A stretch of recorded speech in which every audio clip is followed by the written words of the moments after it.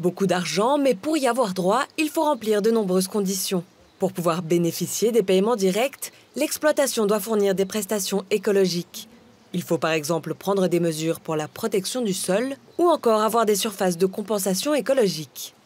Pour Kilian Baumann, conseiller national et agriculteur, on ne peut pas parler de ferme dorée. Ce qui est complexe, c'est que les deux existent. Il y a de petits paysans qui ont beaucoup de mal à assurer l'existence de leur exploitation, pour qui les enjeux sont importants. Il existe aussi l'inverse, il y a des exploitations qui vivent bien avec le système actuel. Les paiements directs sont introduits en Suisse en 1993 et le système de subvention a été revu. Sans cela, il y aurait eu des répercussions sur les consommateurs et consommatrices. C'est ce qu'indique Fabienne Wider, présidente de l'organisation agricole du Seeland. Les paiements directs fonctionnent ainsi. Ils sont versés aux paysans et le consommateur paye ensuite moins cher pour ce produit en magasin. Si ce n'était pas le cas, le consommateur devrait payer plus cher en magasin.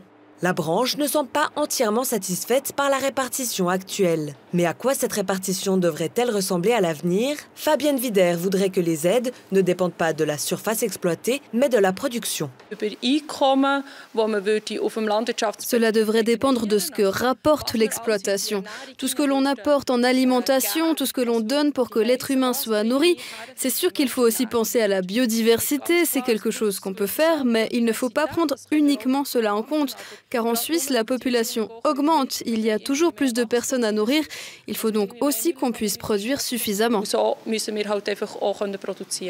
Kilian Baumann, président de l'association des petits paysans, voit les choses autrement. Il trouve que les petites et moyennes exploitations devraient être soutenues davantage.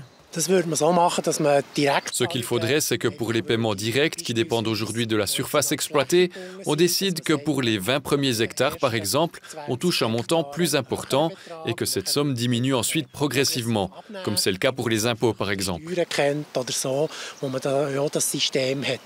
Kilian Baumann ne pense pas que la divergence d'opinion concernant les paiements directs puisse diviser la branche. Lors de la prochaine réforme de la politique agricole, il souhaite s'engager pour faire évoluer les paiements directs.